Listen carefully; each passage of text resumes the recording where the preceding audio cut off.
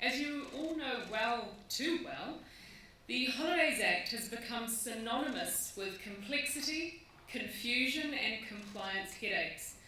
Too many employers have found themselves caught out by its various calculations, even the Ministry of Business, Innovation and Employment.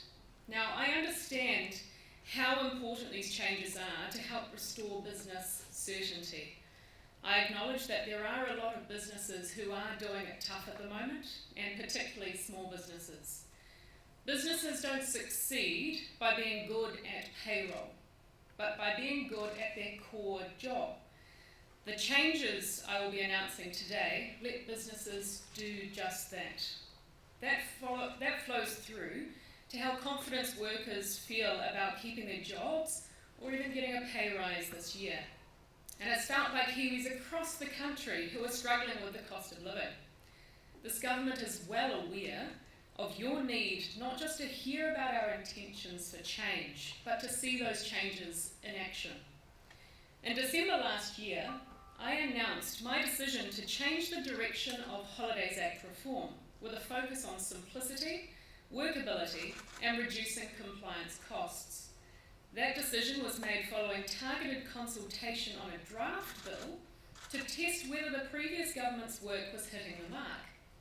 The feedback indicated it wasn't, and that more fundamental change was needed to better address the issues.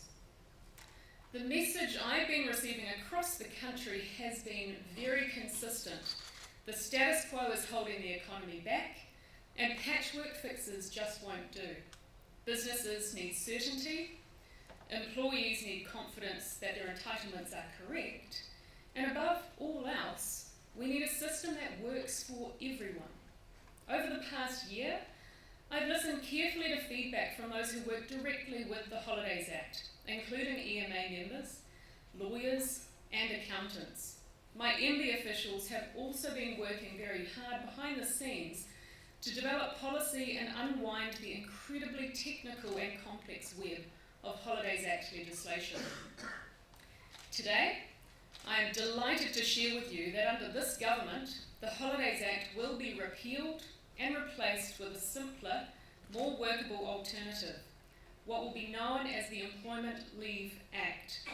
Allow me to walk through a few of the key decisions Cabinet has made and what they mean for you. But before getting into that detail though, here is a short summary. So far as it was possible, the new system should reflect current entitlements. For many people, leave entitlements will stay the same. What will change is how it is calculated. Most people won't notice a difference. There will be areas where employers are likely to benefit most, and areas where employees are likely to benefit most. On average though, I expect these changes to be cost neutral for employers. So starting with the first one, Cabinet has agreed to move to an hours-based accrual system for both annual leave and sick leave. This means that leave will be earned, taken and paid in hours. From day one, employees will earn both annual and sick leave in direct proportion to the contracted hours of work. No more wrestling with weeks and days, no more adjusting balances when hours of work change, or trying to define what constitutes a working week for a staff member with a variable schedule. It also means no more waiting 6 months to access sick leave, or 12 months to access annual leave. I know this is a change that most employers will welcome, but I expect workers will also welcome the flexibility of being able to take a few hours of annual or sick leave rather than a full day. Whether it's to attend a medical appointment or a school theatre production, workers will no longer have to take a full day off work when they only need a few hours off work. The hourly accrual rate for annual leave is set to provide the equivalent of 4 weeks annual leave for employees who work the same number of contracted hours all year, or the equivalent of the status quo. For most people, leave entitlements will stay the same. What will change is how it is calculated. For example, an employee working 40 hours per week will earn the same amount of leave, but it will be expressed as 160 hours rather than 4 weeks. Many of you will know that at the moment, annual leave balances automatically scale to match a working week of an employee when they reduce or increase their hours. For example, if an employee increased their standard weekly hours of work, they effectively receive an increase in their leave balance immediately without having to earn it. And if they reduced their hours, they effectively receive a reduction in leave balance. Under the new system, accrued hours will be banked, meaning leave balances will reflect the hours actually worked in the past rather than scaling when a worker's work pattern changes. And finally, gone are the days of multiple confusing calculations for leave payments. Under the new system, the same hourly leave pay rate will be used for all leave types. It will be based on an employee's base wage for the day of leave. For those on piece rate, where an employee is paid for the number of units that are completed, like the number of buckets of apples, an average hourly rate will be used.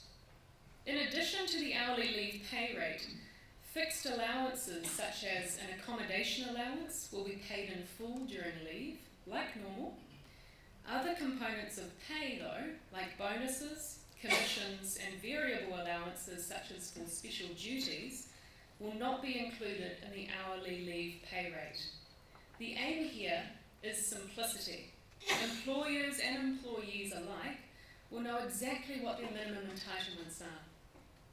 As for the sick leave system, the sick leave accrual rate will provide the hourly equivalent of 10 days sick leave per year for an employee who works 5 days a week and the same hours every day. Unused sick leave can still be carried over up to a cap of 160 hours, which is the equivalent of the current 20 days. Of course, adopting hours-based accrual for sick leave will be a change for employees who work less than 5 days per week. No longer will a part-time employee receive the same amount of sick leave as someone working full-time. Instead, all employees will receive sick leave hours proportionate to their contracted hours. This change delivers on Cabinet's agreement to introduce pro-rata sick leave. Pro-rata sick leave is not only fairer for being more proportionate, it should ensure workers have access to the amount of sick leave they work for. For example, a person working 1 day a week who is sick for a week will only need to use 1 day of sick leave. By comparison, a full-time worker working 5 days a week would need to use 5 days of sick leave if they are sick for a week. I know that this is a change that a lot of businesses have been asking for, and I know that it will be a relief for businesses who are doing it tough at the moment. The next big shift that is happening is the introduction of a leave compensation scheme. The current Holidays Act attempts to provide one core system for all working arrangements, which has resulted in a lack of clarity for employers and payroll providers about which rules apply in which situations. We're introducing a financial compensation scheme for casual workers, rather than introducing a system for accruing and storing leave. By definition, casual employees do not have to accept any work offered under the employment agreement, and employers are not required to make any work available to them. The notion of stored leave entitlements and the ability to use these is therefore difficult to reconcile with the nature of casual work. The current Holidays Act allows intermittent and irregular employees to be paid an 8% pay-as-you-go loading instead of receiving annual leave, but it doesn't require it. For sick leave, the Act provides an eligibility test whereby many casuals do technically become entitled to sick leave, although they are unlikely to benefit from that entitlement in practice due to impracticality and compliance issues. The new employment leave legislation introduces a leave compensation payment, which will be set at 12.5% of an employee's ordinary hourly wage rate and will be paid in each pay period. Think of it as an expansion and a simplification of pay as you go, except that the payment covers all leave types, not just annual leave.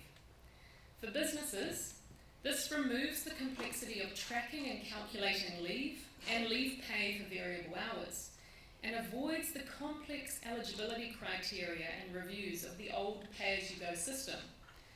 For employees, the change means that they will receive an immediate financial benefit in lieu of accruing leave on relevant hours or the payment being reflected in leave pay like it is now.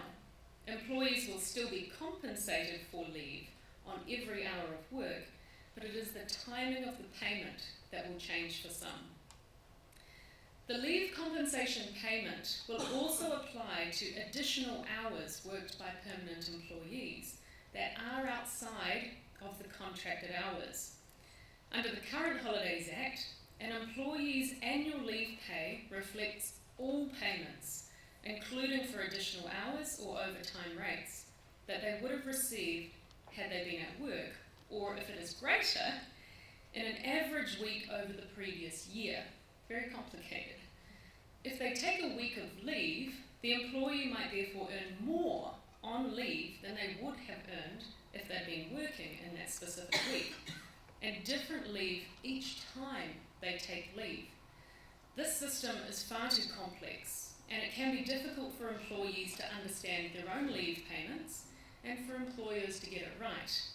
If employees earned leave on all hours of work, including additional hours, this would also result in larger leave liabilities for some employers. For example, part-time employees who work more at certain times of the year could end up with large annual leave balances, which might become difficult for employers to manage when the workers' hours return to their normal patterns. Cabinet has agreed that all additional hours worked by employees over and above their contracted hours would earn monetary compensation in the form of leave compensation system. The last significant change I want to flag with you has to do with those returning from parental leave. Currently, annual leave continues to be earned while employees are on parental leave, but they may receive much less pay than usual depending on when they take their leave after returning from parental leave. That's because of a current parental leave override, which means annual holidays are calculated at the rate of average weekly earnings for the preceding 12 months. This calculation does not include the government parental leave payment, which means the calculated income while on parental leave is likely to be very low. This can result in parents receiving less than they normally would for annual leave when they return. Under the new system, employees will earn annual leave throughout the parental leave, just as they do now. When they return and take leave, however, it will be paid like any other leave would be, not at a reduced rate. This change removes a long-standing source of frustration and disadvantage for parents re-entering the workforce. It also avoids replicating the complex and confusing annual leave payment rules after parental leave. It would be very ambitious for me to try and cover all of the changes in the new employment leave bill, but here are a few others that may be of interest to this particular audience. Access to bereavement leave and family violence leave will begin from the first day of employment, removing uncertainty and unnecessary waiting periods. The level of entitlement, however, will remain the same. Public holidays will remain the same, but there will be a new clear test for determining whether an employee would have worked on the day and whether public holiday entitlements applied. Hours-based accrual will also be adopted for alternative holidays, with accrual at a rate of 1 hour for every hour worked, rather than as a whole day. Employees will still also receive time and a half for the hours that they actually work on a public holiday. The rules for annual close downs will be easier to follow. Since leave will keep building up, Employers won't have to pay out leave or reset anniversary dates when staff haven't become entitled yet. Also, the notice period for a close down will increase to 21 days. Finally, employers will be required to provide clear pay statements each pay period, itemising pay and leave in a way that's transparent and easy for everyone to understand. I know the shift to a new system will involve a lot of change. Payroll providers and employers will need time to change their payroll settings and agree changes with their employees. Cabinet has agreed to a 24-month transition period to provide time for changes to be made to pay and business systems. Cabinet has also agreed to some key transition requirements which will provide clarity on how the transition should happen. For example, how to convert existing leave balances to hours. Cabinet's decisions are a clear signal of our commitment to prioritising simplicity and workability in our employment laws. We are cutting through red tape, setting aside the patchwork of past fixes, and building a leave system that is fit for a modern New Zealand. I hope my comments today have made clear the many advantages that the new system will offer. I'm especially proud that we're delivering a better deal for parents, in particular mums, returning to work after parental leave. I'm also proud that we're ensuring casual employees, who can often miss out on employment benefits, will in future receive full compensation for sick leave and annual leave. These changes will be a win for workers and employers alike, because I want this legislation to be enduring. I understand the uncertainty and disruption businesses face whenever there is a change of government, which is why I have intentionally made policy decisions that I hope will be supported across the board. I want to thank everyone who contributed feedback through consultation. Your insights have been invaluable in shaping a system that works for the real world. The new legislation is currently being drafted, and I expect it to be introduced to Parliament by the start of next year. After this, it will be considered by a select committee. I encourage you all to begin engaging with the details now in preparation for submitting at that stage. We need the new law to be technically workable, so we need to hear your suggestions. Thank you once again very much for your time, for being here today, and for the vital work that you do across our economy. Enjoy the rest of your day, and like has been suggested, I'm very keen to take any of your questions and feedback here today. Thank you.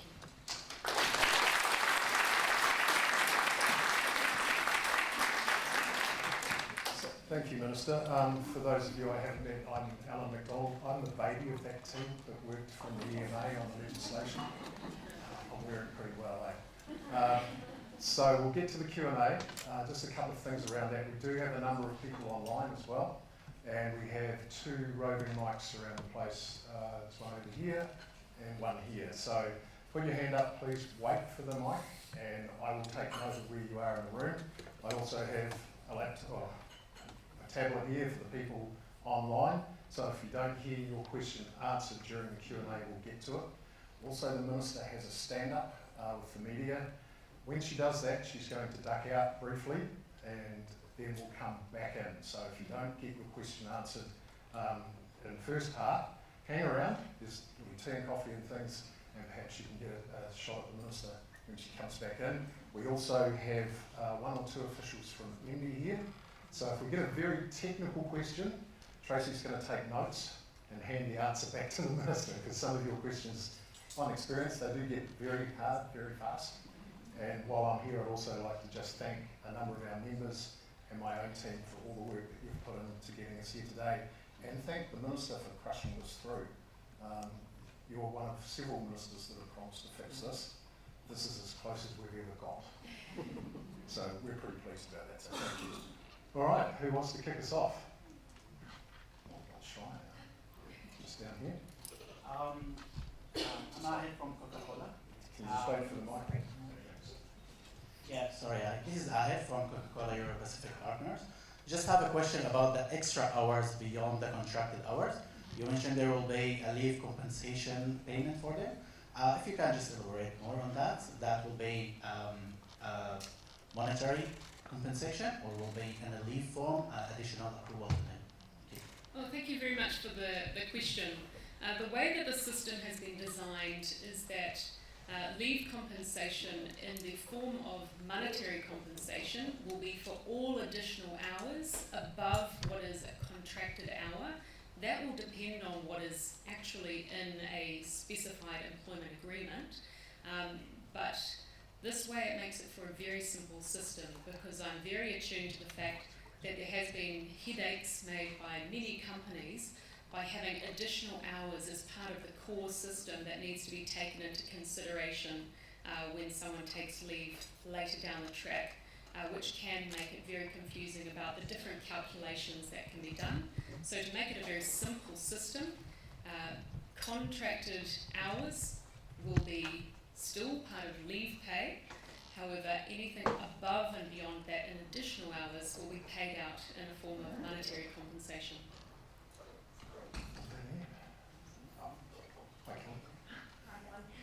Kia ora Minister, Kiwis from the Advocates for Early Learning Excellence. I think on the face of it, this seems very well balanced for employers and employees. Early learning services are majority owned by family owners as well as community services. So I think this will be very helpful to have that simplicity so that they can comply. And also it's interesting from, obviously in early learning we have a female dominated sector, and it was very interesting to see your comments around paid parental leave and making that simpler. I think that's going to be very welcomed by our sector. Do you see any other advantages or impacts for female dominated sectors like ours? Yeah, that's a really interesting question, so thank you for it. I'm really pleased to hear that within your sector you believe that simplicity will be very much welcomed, as well as that extension for women who are returning to work once they have taken parental leave. I believe it is the fair thing to do, because unfortunately there are many women who might have to think of, they've returned to work in October, they then had an annual shutdown for Christmas, but they'll be financially going backwards taking annual leave during that time. So I believe this will help a lot of women in the return to work. In terms of where I see any benefit for women, one of the pieces of feedback that I've had as correspondence through my office is that there have been a number of employers who found it very difficult to stomach the additional sick leave component that was passed by Labour, and I have had correspondence to suggest that many people were laid off because some companies couldn't stomach the additional leave balance liability. My hope for the system is that there will be more opportunities for part-time workers, who we know in many cases are women, and this will allow for more job opportunities as a part-time workforce for women returning to work. Just while we're waiting on the next question from the floor, just one of Slido. So leave cash-ups. We can cash up more than 1 week, is that correct? Yes, that is correct. So currently it is, you can cash up 1 week. We are changing that rule so people can cash up 25% at the end of their last financial year of being in contract. The benefit of this will be that some employees will be able to cash up more of their leave. For example, if they had 4 weeks banked up, or 160 hours, but they didn't take all of that in 1 year, they will still be able to cash out that difference above and beyond what is 1 week now. Question down here. Sorry, I'm just thinking of the complexity of the configuration of timesheets and pay types and things.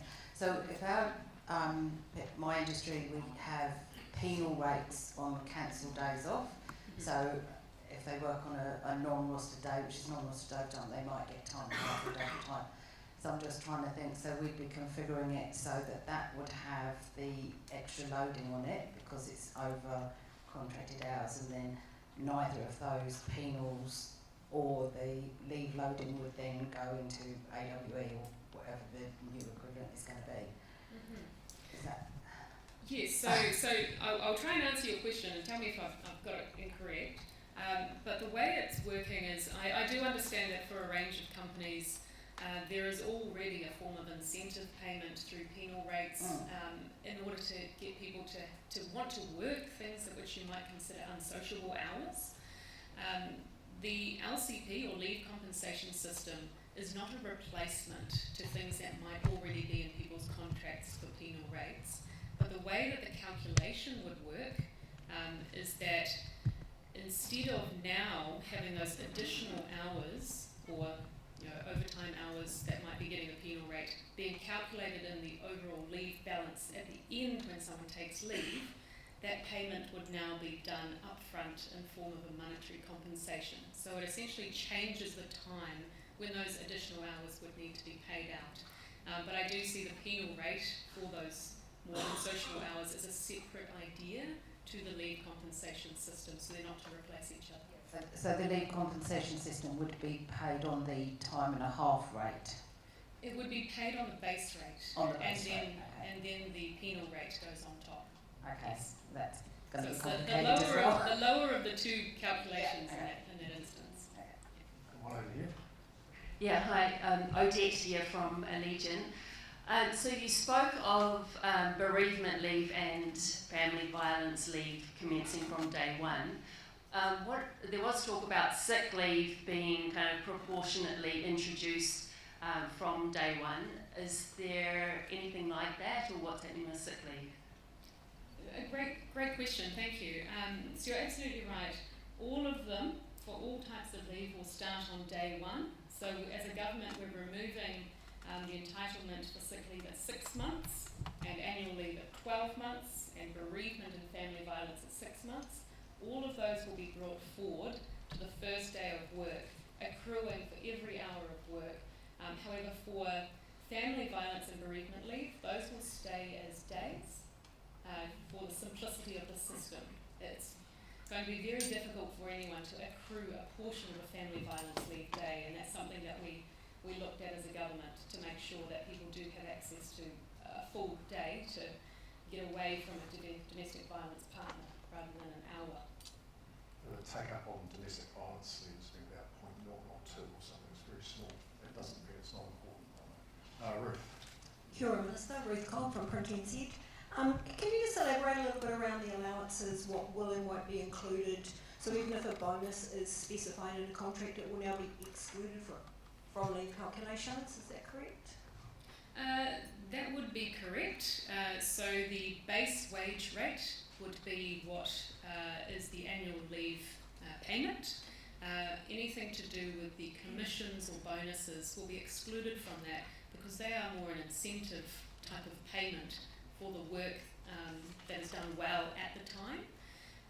My understanding, talking to a range of businesses, is there has been a hesitancy to allow people to have bonuses because of the windfall gains that come in annual leave, where you could give a bonus and then it really increases what someone gets paid far more than they would on a normal week for their annual leave. Thank you, I appreciate that. Just with the 24-month transition, Minister, what's the earliest we can start applying those changes? Assuming the date post-legislation, that will be like an April 1 or something like that. Is that the case? Well, it will really come down to the date at which the final third reading of the Act passes, with the Governor-General's change made into law. That will become 24 months after that specified date. So if you're looking at where we are currently, you're about 3 years away. So it gives people time and confidence to know that they can get the changes, payroll companies the confidence to get those changes with their clients in place. But it will all happen on one changeover date rather than having a movable time period, because that will add complexity to the system. A question here? Sonali from University of Auckland. I just wanted to know when will the draft be available and where for circulation and feedback? That's a really awesome question, thank you. Our technical drafters are currently working through that law. I would expect for it to be publicly available in the new year. A question over here as well. Hi, my name is Wilma and I'm from Sharp. Just back to the bonuses and the base rate. The majority of my staff is being paid commission, so a very low base rate with quite a lot of commission on top. Is that also excluded from the annual leave calculations? Under the system as designed, yes, because those are more an incentive payment or a different type of work rather than overall salary, which is a predominant version of the workforce. However, the one thing I would suggest is that these are the minimum standards for anybody who would wish to go above and beyond for their particular workforce. Everybody is more than welcome to, especially when it comes to negotiating these things through with employees. That goes for all of the standards that we've released today. They are minimum standards under the law to allow for the simplicity, but if there is more that an employer would like to do in terms of other incentive payments or commission-based extra payments, then they're more than entitled to. What we are really dealing with here, though, is the complexity that has added to the leave system, which has added to large-scale remediation problems with the Act. Hi. Existing leave balances. We have some pretty terrifying leave balances in our business, and we work in a waged industry as well, so you imagine these leave balances are going to be extremely high, and then the new calculations would be a lot smaller. How do we handle that as we transition to the new system? So it will depend on the specific individual contracts that you have about whether or not, different employees gain, different employees may end up being slightly with less money. It will really depend on those individual circumstances. On balance, I expect it to be cost neutral across most employers. For whether or not you will have good guidance, I'm expecting MB to be releasing guidance through that transition period for the benefit of employers and employees who will be needing to go through that together. Because I think a lot of our employees would miss out pretty substantially if it's based on base rate. So, I mean, is there going to be a situation as a business where we're almost better off waiting until it's transition, because then those leave balances are going to be less? So for the technical changeover for the leave balance for what people currently have, on the day of the leave changeover, there will be the opportunity for people to be cashed out for their leave, or for it to be changed over from the weeks that they would currently have within the system to be transitioned to hours based. It's not going to be the case that in the transition people will go backwards with the current leave that they're entitled to. Through that transition period, the idea is that it will be as seamless as possible for people to be talking with their employer about either having some cashed up or for it to be transitioned over into hours rather than weeks. And will we be, will we be obligated to cash that out if that's what they want? I'm just thinking, I'm talking 500, 700 hours in some of the worst cases. So do we need to be prepared for a pretty substantial cash out? No. No? No, that's not the case. That would have to be, I believe, an agreement of both parties. The idea here is through the transition period, nobody goes backwards with the leave that they currently have in the system. It will continue on. What will happen behind the scenes with the payroll software is that it will transition over from the weeks-based entitlement into a proportion of hours. So most employees wouldn't notice anything has happened. I wasn't meaning so much in terms of the hours, but the value of those hours, because they're working such high hours. They're working 70 hours a week when they're contracted to 40, so the monetary value of a day, regardless of whether it's a day or an hour, is significantly higher to what it will be. I see. I'll ask Tracy to come back on that very specific point, and we'll see if we can get an answer next. Yes. Can you start clearing up those leave balances? Need a microphone down here. I'll come back to you in a minute. So just an online one. Is there a clear definition of a casual employee? Is there a clear definition of a casual employee? The casual employee is someone who is not guaranteed any specific hours and also doesn't have to accept any hours, as well as an employee where the employer doesn't need to give or allocate them hours. So it is up to both parties to offer and to accept the hours given. Okay. Tracy, I might give you this one as well. It's around the commissions and things, so I'll see if I can get it and then I'll come to you. So people earning commission plus salary that go on leave will be paid their normal hourly rate. If an employee's salary is 100k and with commission is 150, their hourly rate increases by 50% taking annual leave currently. Under the new system, these employees now lose out commission earnings whilst on annual leave and are not compensated for it. Did you get all that? Great. So that's Come back right. to Tracy. That is the answer. They don't get compensated for it unless they reach an agreement with the employer. So I think that answers that one. Now we'll come to you. Thanks for your patience. Thank you. Julia from the University of Auckland. You talked about accrued hours being banked. So when contracted hours, go up and down, currently, the leave balance will, move up and down for the contracted hours. Is that changing? So can you repeat that?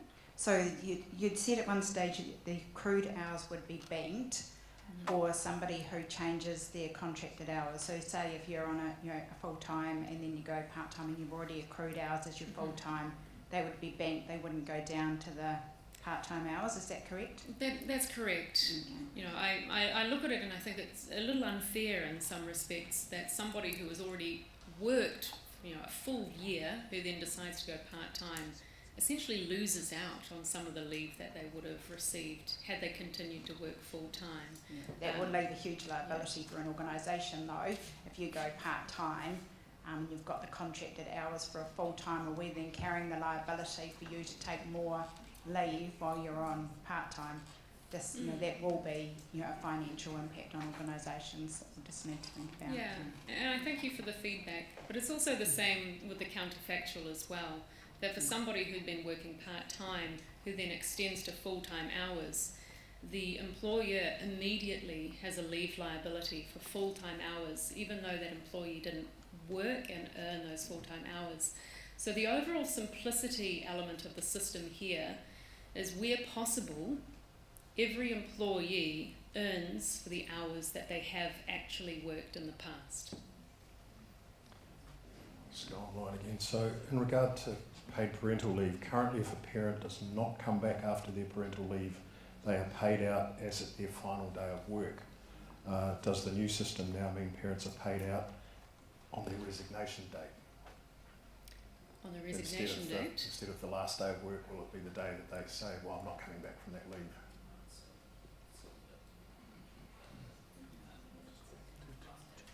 It's still the last day of work. Okay, Still the last day of work. Thank you, Tracy. All right. What happens to employers that are currently going through remediation and spending thousands on getting systems configured under the current Holidays Act, and then they're going to have to repeat the cost for a new Holidays Act? Well, a Leave Act now. I've got to stop calling it the Holidays Act. Yeah, and I understand that the difficulty there. The difficulty for us is it's not right to continue with a broken law. And I really respect and thank all of the businesses who have done the right thing, who have remediated workforces who were underpaid. That is the right thing to do. The one difficulty that we have dealt with in the system is also acknowledging that there's a balance of fairness to strike between the obligations of employees and employers through this whole system. And I also want to just let everybody know that there will be no clean slate. Leave liability for remediation problems of the past still remain. It will not be the case that because the new law is in place, we've wiped the undervaluation of those employees of the past. Okay. So we currently offer time off in lieu for overtime work by employees. Could this continue, or would we be non-compliant as we are not paying the LCP amount on the overtime? Ooh, that will be one for Tracy to come back on. Thank you, Tracy. That was quick. You catch that? All right. What about variable hours employees who do not work 40 hours a week? How does that work? That's just the hours accrued, isn't it? Yes, so for a variable houred workforce, where it is possible and there are guaranteed hours in a contract, that will make life very simple and straightforward for how much people would have expected to earn week on week. But where it's not clear what the schedule was to look like. For example, you might decide that you wanted to take a Monday off work, but you usually would only have 2 hours of work, but then on Thursday you might have 8 hours, and it really varies. We're working with what's called a notional roster system to make it really clear for the future for any employee who wants to take time off, that they know what hours they would actually be taking off for those days into the future. That would be done by an agreement between the employer and the employee for very variable houred rostering systems. Tracy's still working away on that one. Will overtime be included in leave compensation and paid an additional 12.5%? Overtime would be considered part of the LCP. Yes. And we've got a question over here. Hi, I'm Megan. My question is just around, we work in a very seasonal industry, so it's rental cars. So over summer, very busy, and over winter, also busy, but you know, the shoulder seasons. So we, with our contracted hours, have reduced them so that basically when it comes to a shoulder season, I don't have to hold everyone at 40 plus hours per week. We can reduce their hours. They know this when they come on. And then over summer, if they want to work 45, 50 hours a week, they can do that. But for us to then, so like currently I contract them for 36 hours a week. They work 9 hours, so it's 4 full days of work per week. But they'll often work sort of 5. But to pay an extra 12.5% on every hour that they work over that, like I understand the way that it balances out with currently with your average daily pay, etc. But it makes it really hard if we want to contract a lower amount of hours to make sure I'm not going through redundancy processes every shoulder season, because that's not fair on anyone. Mm-hmm. So yeah, I just want to make sure I'm understanding it correctly. So for what would be considered your contracted hours or the salary over that portion of those 4 days, there is no expectation that there would be the LCP rate for those 4 days. That would only be on any particular additional hours above what has been contracted in. Yeah, no, I understand that, but so if I contract them for 36 hours, it's 4 full days, but over summer they'll often work 5 days or 6 days, so their hourly, like the average weekly hours will go up to sort of 50 hours instead of 36, so therefore I'd be having to pay 14 hours at 12.5% on top of what their thing is, or I could obviously increase their contracted hours to 40 hours, but then I'm obligated to pay them 40 hours of work whether or not I've got 40 hours or not. So I lose the flexibility, effectively. I see. My understanding of the system, and Tracy may correct me if I'm wrong on this technicality, but with those additional hours that the staff might be working, those would need to be factored into leave pay when they take their leave at the end. Yeah, we do that. And what we're doing is shifting that portion of leave pay earlier, so it is paid at the time that they work the additional hours, rather than as part of the calculation for that base rate. So it should even out in some respects, although there would be a slightly higher portion for sick leave. But it shouldn't be an additional 12.5% is what I'm attempting to say. I've probably got time for a couple more before we send the Minister off to face the media, because you love doing that. So, as it is now, a percentage accrual, will sick leave now be paid out on termination? That's just no, No. So No, you don't accumulate the sick leave. I didn't think so. But there is a cap on how much sick leave someone can accumulate throughout their work, yeah. Just over here. Hi, you mentioned otherwise working days and how there's going to be a test for that. Are you able to speak more around specifically, is it going to be if someone's worked the last 5 Mondays, or if there's any criteria you guys have thought about? So by and large we've removed any of the calculations to do with average weekly pay or ordinary working day. Is your question specifically around the public holiday aspect? Yeah, so if someone's entitled to a public holiday. Mm-hmm. Yeah. Yes, so the way that we're doing this is, if it's not clear as part of their contract that they would be working that particular type of day, the calculation that we have drafted suggests you would need to have worked 7 of the 13 previous weeks on that particular day. So that's 50% of that day over that last quarter to say whether or not you would normally be working that day as that calculation. Otherwise, it would be written in your contract that you work a Monday. Well, if we haven't got any more from the floor, I might just, one down here. One last one, here we go. Just wait for the microphone. That arm went up really quick. Hi, it's Catherine from SAP here. Loving what I'm hearing. Just a question on timelines. You mentioned that it would be presented to Parliament at the start of next year. What sort of consultation timeframe, and when do you think it would really start to get to the nitty-gritty? Also conscious of the fact that it's an election year. Yeah, no, absolutely. Look, my goal is to have this passed by the end of the term, so I'm working to those timeframes.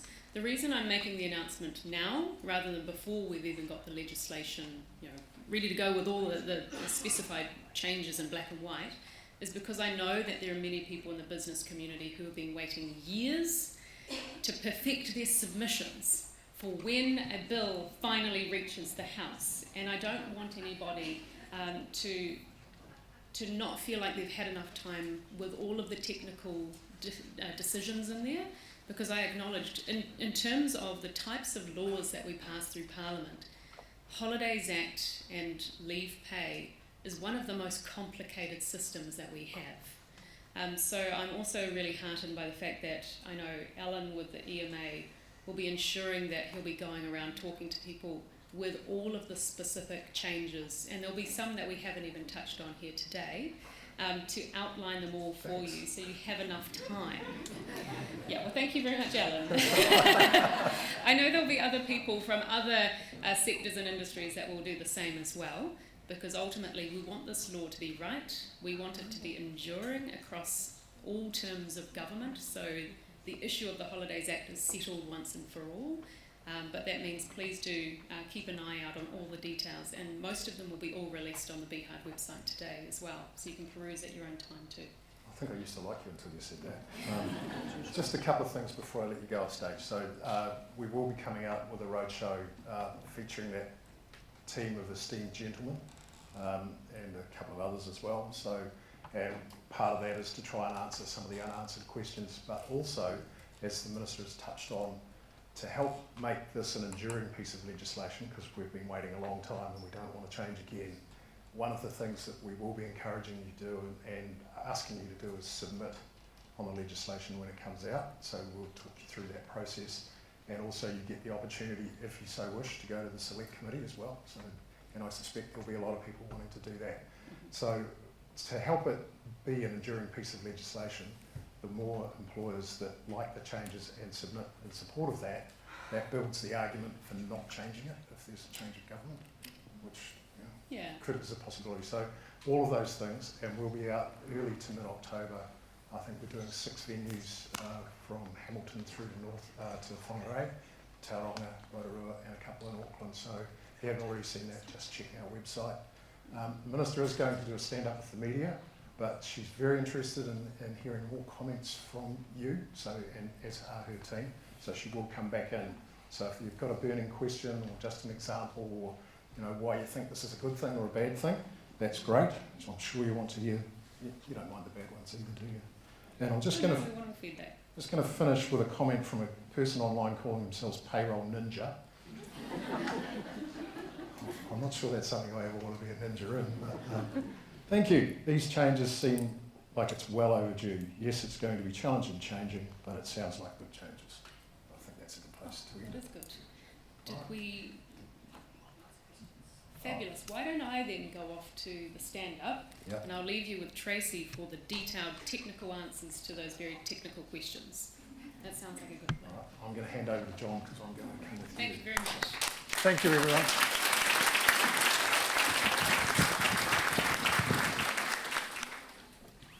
So, Tracy's going to answer a couple of questions. John.